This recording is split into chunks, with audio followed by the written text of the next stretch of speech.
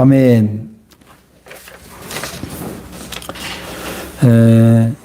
지금으로부터 507년 전인 1517년 10월 31일 독일의 비덴베르그 대학에 당시 사제를 가르치던 마틴 루터 신부이자 교수가 우리가 잘 아는 대로 95개조 반박문 대자보를 항내 비덴베르그 성당의 정문벽에 붙여서 그 당시 부패한 교회를 비판합니다. 이렇게 출발한 종교개혁의 기폭제는 바로 우리가 잘 아는 성 베드로 성당을 짓기 위한 돈을 모으기 위해서 남발된 면죄부가 촉발이 되었던 겁니다. 당시 교회는 신자들에게 죄를 고백하는 고해 성사를 상당히 중요한 의무사항으로 여겼습니다. 그래서 그 당시 신자들은 사제를 찾아가서 고해 성사를 하게 되는데, 그때 고해 성사를 받는 사제가 그 신자, 고해 성사를 하는 당사자의 죄를 벗겨주는, 짐을 덜어주는 이른바 보속이라고 합니다. 보석이 아니라 보속. 이것을 위해서 숙제를 내주는데, 당신은 내가 말하는 것을 행해야 죄를 살 수 있다. 그게 뭐냐면, 첫째, 선행이다. 둘째, 봉사다. 근데 그것이 잘 안 되면 속죄 제물을 드려라. 이렇게 권면을 합니다. 그럼 여러분 생각해보세요. 봉사는 생업에서 시간이 있어야 봉사가 가능합니다. 그런데 그 봉사를 하기가 쉽지 않죠. 선행은 뭡니까? 아무리 내가 선행을 하고 싶어도 내가 당장에 사는 일이 힘들면은 선행을 할 여유가 없습니다. 시간도 없고 거기에 대한 물질도 없죠. 그래서 결국은 뭐냐면 아주 부유층을 제외하고는 대부분의 신자들은 그것을 감당할 여력이 없었습니다. 그러면 가장 쉬운 방법은 돈이었습니다. 가장 쉬운 방법은. 그 돈이 얼마가 되든지. 그래서 그것을 내면 이제 어느 정도 제사함을 받았다는 안도감이 생깁니다. 그래서 그거를 가톨릭의 온 교회마다 다 전파를 하고 있었습니다. 그런데 또 하나 문제가 있었습니다. 또 하나 문제는 사람들이 내가 영세를 받아서 신자가 되었는데 그 신자가 된 이후에도 내가 죄를 지었을까 늘 사람들이 불안해합니다. 내가 신자인데 죄를 지었으면, 그러면 이렇게 설명을 합니다. 천주 교리에는 연옥이라는 제도가 있습니다. 연옥은 뭐냐면은 사람이 육신의 띠를 다하고 영혼이 하늘나라로 올라가면 3일 동안 지옥으로 갈지 천국으로 갈지를 심판하는 동안의 대기소입니다. 연옥이. 대기소예요. 그리고 그때까지는 아직까지 그 사람의 영혼이 어디로 갈지를 몰라요. 그래서 세례를 받았고 영세를 받아도 이 사람이 죄를 지었다면 그 연옥에서 대기하는 시간이 길어진다는 거예요. 재판이 길어진다는 거, 쉽게 말하면. 얼마나 인간적인 얘기입니까? 아리송하면 길어지는 거예요, 재판이. 그래서 어떻게 하냐면 그 연옥에서 대기하는 시간을 짧게 하기 위해서는 역시 뭘 해야 되냐? 면죄부를 사야 되는 거예요. 내 죄를 줄이는 헌금을 해야 된다는 겁니다. 그래서 그 당시에 열심히 신앙생활을 하는 사람조차도 그 연옥이라는 이 교리에 다 불안감을 가집니다. 내가 예수를 믿었기 때문에, 하나님을 믿기 때문에 언젠가는 천국을 가겠지만 가기 전에 내가 지옥을 갈지 천국을 갈지가 결정되는 시간이 길어진다면 얼마나 사람이 불안하겠어요. 그래서 결국은 그 면죄부 때문에 사람들한테 끊임없이 죄의식, 죄책감을 심어줘서 그거를 가지고 끊임없이 돈을 모으게 되는데, 이것이 왜 이런 현상이 일어났느냐 보면은 역사적으로 들여다보면은 이 1517년 마틴 루터가 반박문을 게시하기 4년 전에 바로 그 교황에 새로 오른 사람이 바로 레오 10세라는 교황입니다. 이 교황 레오 10세라는 교황이 이미 그 전에도 상당 부분 교황이 하나님을 대리하는 사람에 대해서 굉장히 사치와 엄청난 권력을 가지고 있었음에도 불구하고 이 레오 10세라는 이 사람은 유난히 더 심합니다. 그리고 이 이름도 성서적 이름이 아니에요. 그래서 이 사람이 어느 정도로 자기를 가시하고 싶어 하냐면은 교황으로 즉위하면서 전국 또 다른 가톨릭에 있는 대표적인 도시를 다 방문을 합니다. 그 방문을 할 때 어마어마한 의전과 인력이 투입이 되고 행사 비용이 투입이 됩니다. 그래서 이 사람이 1년 동안 쓴 돈이 그 전임 교황이 모아놓은 교황청의 예산의 4분의 1을 쓰게 됩니다. 그러면은 그쯤 되면 이제 스톱을 해야 되는데 오로지 자기 세, 교회의 세를 알리는 데만 급급해 있습니다. 그럼 교황 혼자 가는 게 아니에요. 수없이 많은 사제들과 신자들이 거기에 동원이 되고 행사에 동원이 됩니다. 전부 비용입니다. 그렇게 해서 결국은 계속 그 짓을 합니다.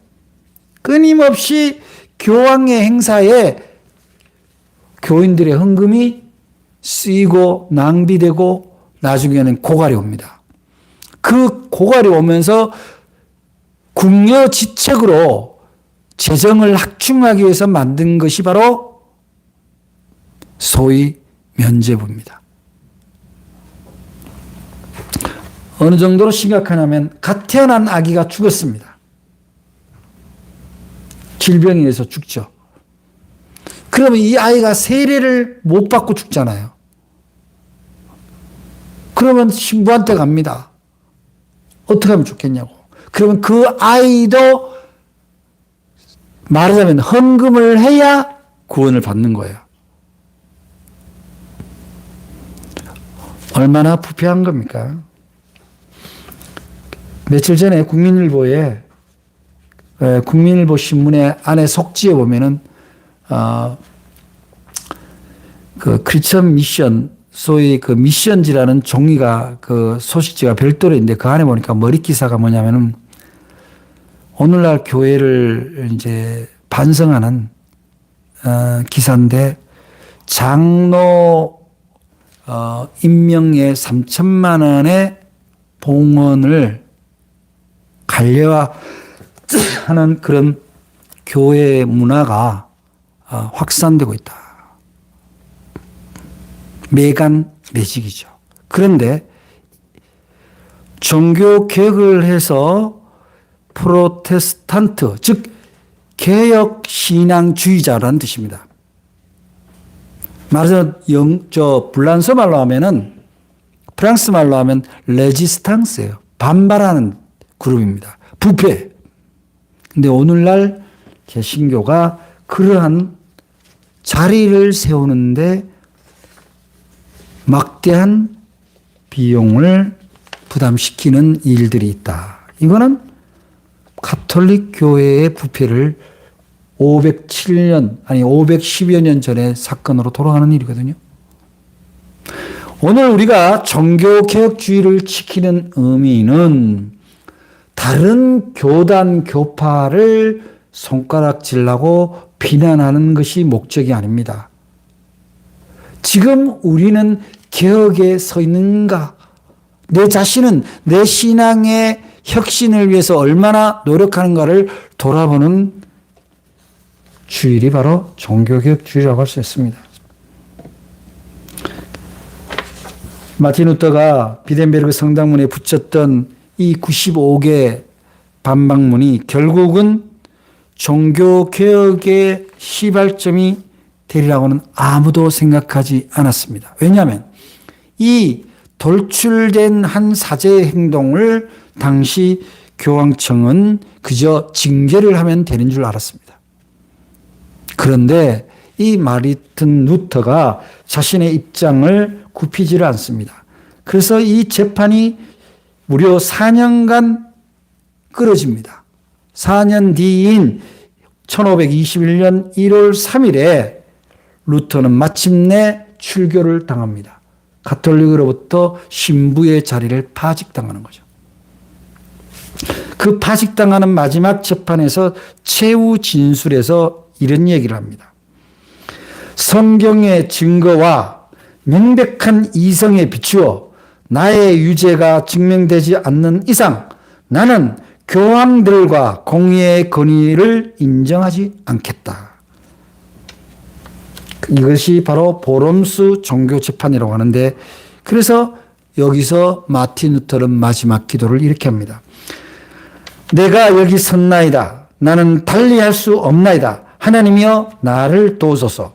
아멘. 이 기도를 남기고 마틴 루터는 천주교를 떠나게 되죠. 그래서 그 당시 마르틴 루터의 생가에 생존했던 집에 이런 글귀가 아직도 붙어 있다고 합니다. 시대의 흐름을 거스르는 곳에 그리스도가 계시느니라.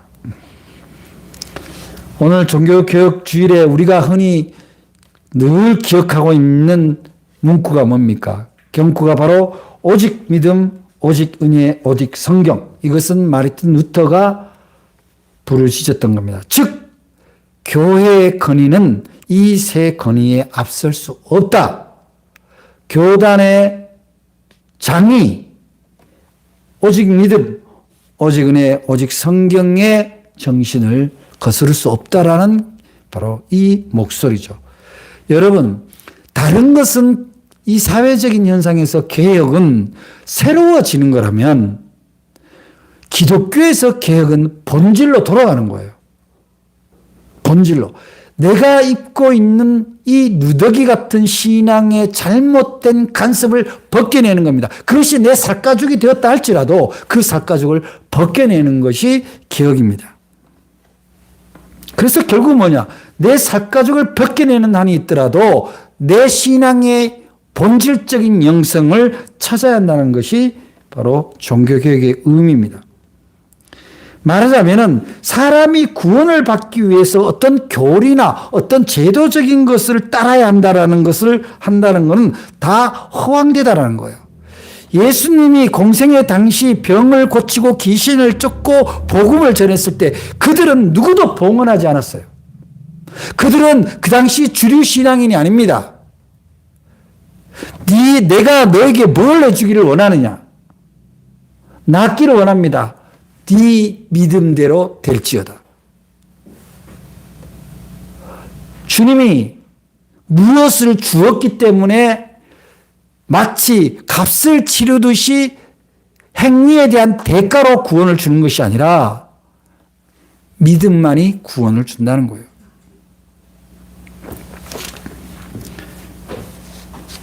무슨 임직을 할 때 얼마나 봉헌을 하고 임직자의 조건이 어느 정도 수준이 되어야 되고 이런 것들은 다 인간적이고 하나님 보실 때 본질은 아니다. 그런 얘기죠.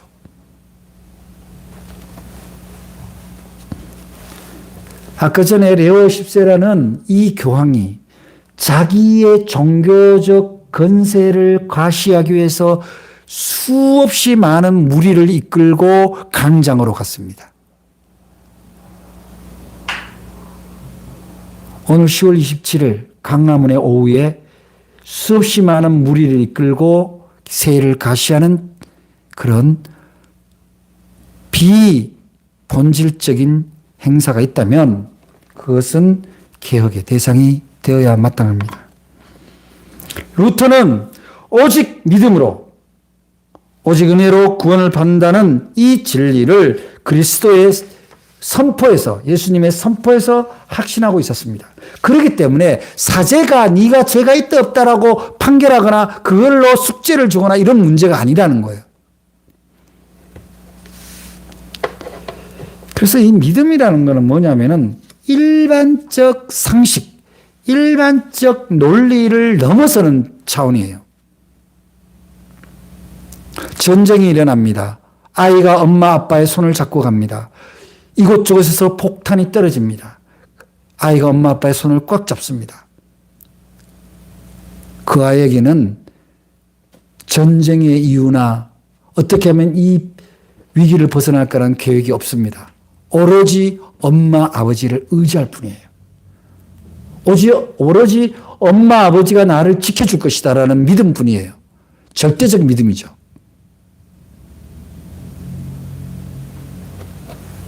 그것이 믿음입니다. 우리가 어떤 위기가 있더라도 우리는 나약하지만 하나님은 나약한 나를 버리시지 않는다는 믿음.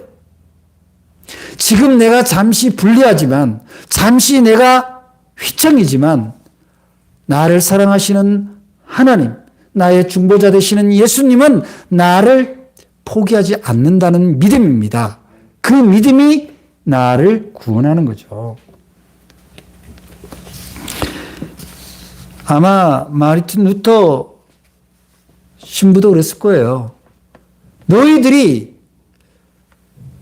교황청과 교황과 교회들이 나를 핍박하고 죽인다 하더라도 나는 너희들에 의해서 죽지는 않아.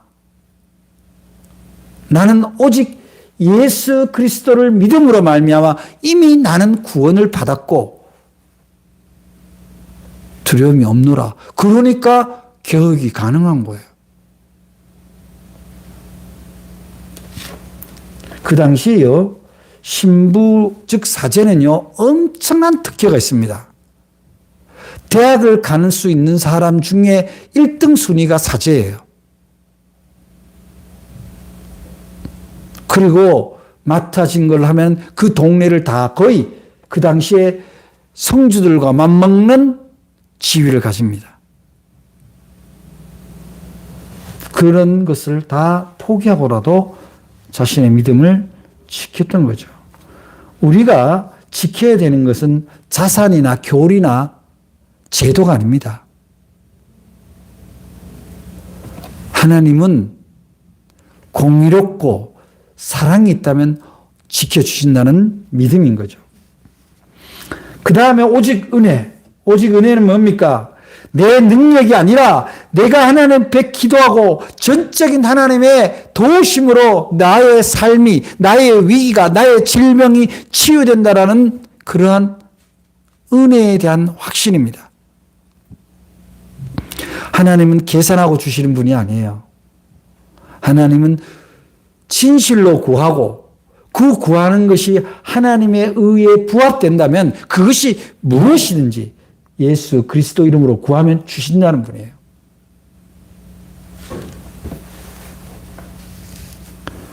우리는 육신을 입고 있기 때문에 언제나 타락에 노출될 수밖에 없습니다.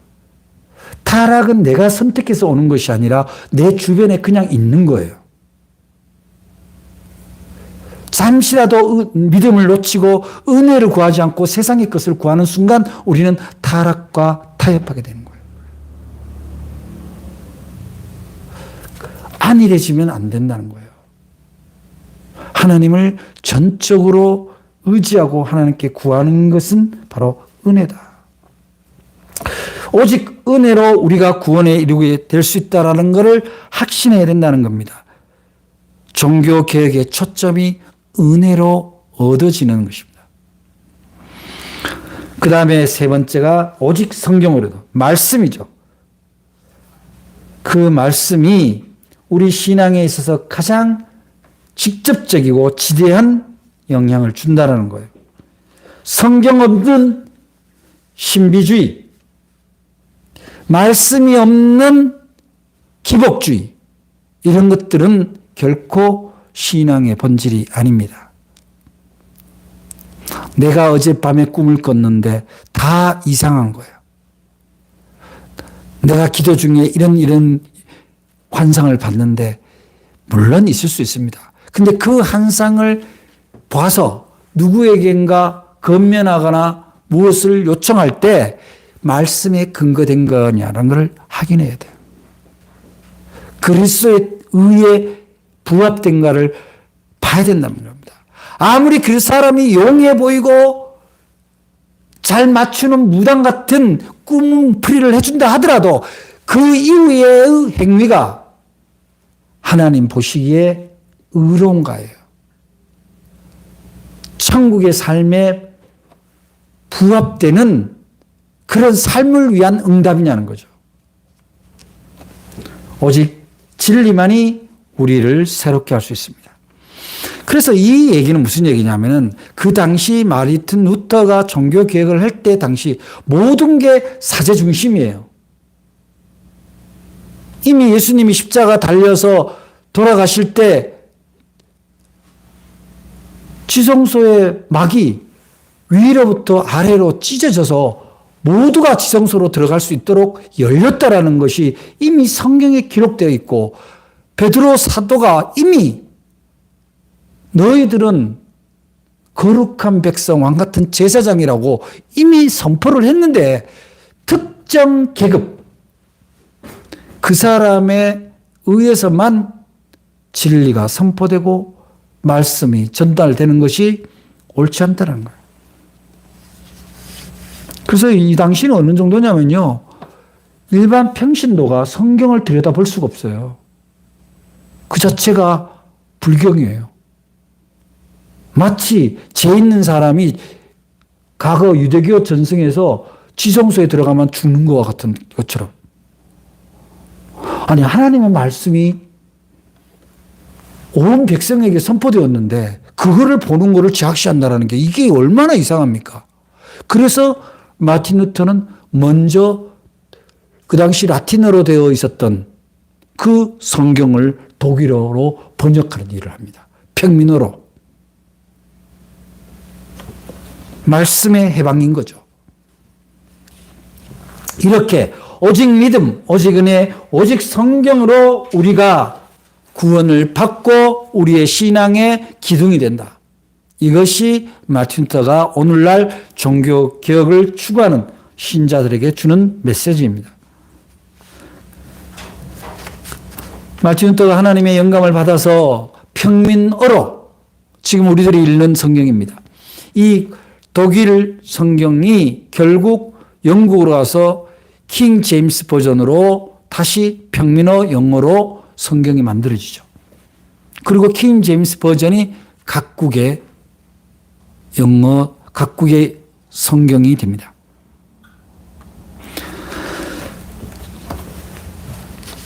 그래서 마틴 루터의 종교 개혁은 어떤 의미냐면은 그동안에 있었던 절대적 권위의 교황청과 종교, 교단의 권위가 최고 우선되는 것이 아니라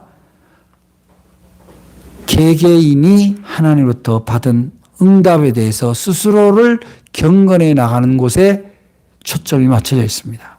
물론 그렇다고 해서 성경을 깊이 있게 공부하고 연구하지 않는 평신도가 마음대로 성경을 해석해도 된다라는 논리는 아니에요. 건강한 신앙 공동체, 그러니까 건강한 교회를 통해서 말씀에 대한 이해를 바르게 하라는 측면입니다. 그럼 뭐 그 당시 루터가 그냥 성경 독일어 번역한 다음에 그걸 찍어가지고 그냥 뭐 여러분 마음대로 읽으세요 이렇게 했을 리가 만무하잖아요. 그 성경의 본질이 무엇이고 의미가 무엇이고 우리에게 주시는 은혜가 뭐고 앞으로 가야 지향해야 될 방향이 뭔가를 누군가는 가르쳐야 되는 거죠.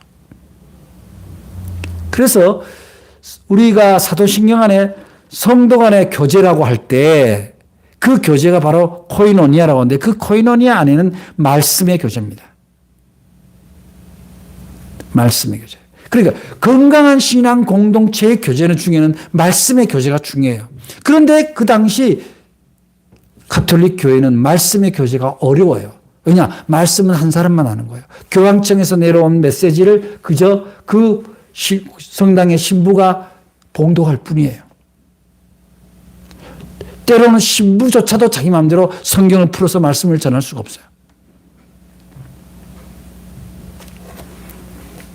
오늘날 우리 개신교가 평신도 리더를 키우고 감리교는 평신도 강론을 할 수 있도록 문을 여는 것은 바로 이러한 종교교육의 일환이라고 할 수 있는 거죠. 그래서 말씀 없는 코이노니아, 교제는 없다. 그것은 위험하다는 거예요. 오직 성경 진리의 말씀을 통한 교제입니다. 그다음 두 번째는 어떤 신앙 공동체를 통해서 우리의 신앙이 세워지냐? 바로 그리스도의 사랑을 나누는 교제입니다. 우리끼리 교인들끼리 서로 좋아서 교제하고 뭐 복작복작 즐겁게 하고 웃고 뭐 서로 도와주고 밀어주고 땡겨주고 이런 관계의 어떤 특수 집단 자기네들끼리의 교제가 아니라 우리가 어떻게 하면 우리가 받은 은혜와 그리스도의 사랑과 그리스도의 진리를 다른 사람하고 나누는 데 힘을 모으고 손에 손을 잡고 서로를 격려하고 기도하며 나아갈 수 있을까? 즉 선교의 사명을 나누는 일입니다. 그게 건강한 신앙 공동체, 교회의 모습을 제시하는 거죠. 따라서 우리는 이 종교 개혁이라고 할 때 오직 성경이란 오직 은혜라고 할 때 무엇입니까? 바로 교회 신앙 공동체 안에서 거룩한 교제가 되는 거예요. 제발 교회가 세속적인 걸로 기준을 삼지 말라는 거예요. 교회 건물의 모양이 어떻고 사람의 숫자가 어떻고 그런 걸로 서로를 비교하고 교제하는 것이 아니라 우리가 예수를 믿음으로 우리가 변화되고 은혜받고 구원받은 이 감사, 우리의 삶의 양식이 달라지고 서로를 사랑하며 내가 겸손해진 사람으로 바뀌어진 이 변화를 어떻게 나누면서 살 건가? 이것을 서로 기도하고 협력해서 그것을 전하고 나누는 일에 교제를 이루는 것이 바로 교회 안에 거룩한 성도들의 코이노니아, 교제인 겁니다. 그 교제가 없다면 또다시 어떻게 됩니까? 그냥 한 특별한 특수한 집단들의 교제에 불과한 거예요. 오늘날 세상의 교회들이 혹시 그런 오해와 질시 속에 있지 않는가 두려움이 있습니다. 제가 목사입니다. 가끔씩 어디 가면은 옛날에는 저희 어릴 때만 하더라도 목사님 그러면 안 믿는 사람도 일어나서 인사했어요. 지금은 목사입니다 그러면 목사군요. 이렇게 얘기해요. 왜 그런 직업을 갖고 있습니까? 라는 뉘앙스예요. 그래서 그런지 요새 교인들이 나가서 교회 예수 믿으세요. 그러면 쭈삣쭈삣 대답합니다. 왕따 당할까봐. 큰일 납니다. 그들끼리 세가시 하는 거. 정말 위험합니다. 사탄이 제일 좋아하는 거예요. 그래서 우리는 오직 말씀을 듣고 깨달아 이 말씀을 중심으로 교제하는 것이 교회이고 또 그 말씀과 함께 서로의 깨달은 사랑과 은혜를 우리도 나누지만 이웃에 전하고 나누고 삶의 공동체에서도 그대로 전하고 나누는 그런 사람들이 바로 거룩한 성도들이라는 거죠. 그것을 이루어 가기 위해서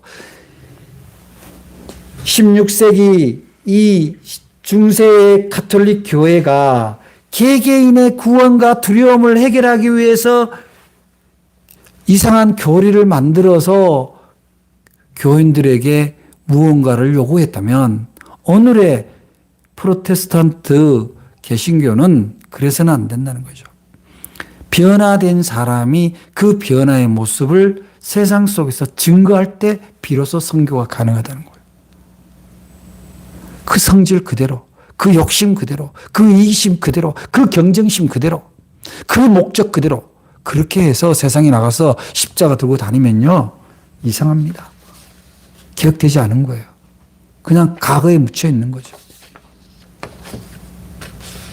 그래서 우리는 이 종교개혁 주일에 바로 우리 자신이 얼마나 개혁을 하려고 노력하고 있는가? 내 스스로가 개혁의 주체이자 개혁의 대상인 거예요.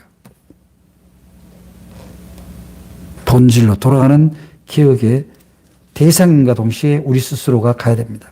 근데 그 개혁이라는 것조차도 나를 새롭게 하고 원래의 자리로 돌아가는 것도 믿음으로 가능하다는 거예요.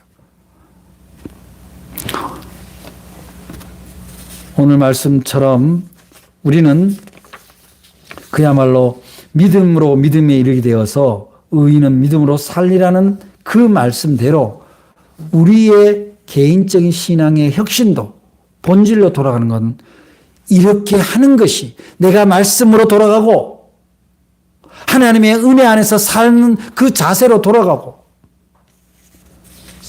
무엇보다도 믿음으로 돌아가는 것이 이루어지면 나도 모르게 나의 삶의 패러다임이 나의 삶의 습관이 반신앙 쪽에서 신앙의 본질로 돌아오는 모습을 볼 수가 있습니다. 누구한테 자랑하기 위함이 아니에요. 루터의 종교개혁은 제도와 교리를 바꾸는 것에 있지 않습니다. 그보다 더 중요한 것은 바로 참된 신앙의 참된 구원을 위한 개혁과 그 개혁은 바로 신앙의 회복에 방점이 찍혀 있습니다. 이러한 신앙의 회복을 위해서 사회가 불의할 때 그 불의에 대해서 단호히 반대하는 목소리를 내고 어려움에 처하고 절망에 빠진 사람한테 가서 기꺼이 손을 내미는 용기, 그것이 바로 믿음으로 사는 사람의 모습이고 믿음으로 의인이 되는 모습인 거죠. 그래서 지금부터 우리들의 삶은 뭐냐입니까? 세상이 나를 믿음으로 살리라, 내가 믿음으로서 의인이라고 칭함을 받는 이신칭의의 신앙적 가치에 반하는 내 욕망으로부터 투쟁이 일어나야 된다는 거예요. 가시욕, 소유욕, 자기 감정 배설욕, 이런 것들로부터 스스로를 변화시키고 예수님이 보실 때 너는 정말 나를 닮으려고 애를 쓰는구나. 너는 정말 나를 따르는 제자구나. 내가 너한테 와서 십자가를 지고 피 흘린 보람이 있구나. 그런 주님의 칭찬이 예비되는 신앙. 가장 큰 먼저는 가시적인 것, 현시적인 것으로부터 자유로워지시기 바랍니다. 내가 무엇이 되겠다든가, 내가 무엇을 소유하겠다든가, 무엇을 과시하겠다라는 그런 것으로부터 자유하시기 바랍니다. 중요한 것은 지금 내가 그리스도의 사랑을 품고 있냐는 거예요. 예수님의 사랑을 내가 확신하고 있냐는 거예요. 그렇다면 지금 사는 모습을 여러분 스스로 너무 비천하게 보거나 절망적으로 보시지 마시기 바랍니다. 주님은 언제든지 여러분을 쓸 준비가 되어 있습니다. 어떻게 하면? 믿음으로만 살면. 믿음으로 사는 자를 통해서 하나님은 일하시는 거예요. 여러분은 하나님의 일꾼이지 여러분의 인생을 세상의 요구에 허비하지 마시기 바랍니다. 오늘 종교개혁주의를 우리는 우리의 자신의 참된 신앙을 위한 내게 오래 묵은 가죽이 있다면 벗겨내는 결단이 있기를 바랍니다. 기도하겠습니다. 사랑의 하나님,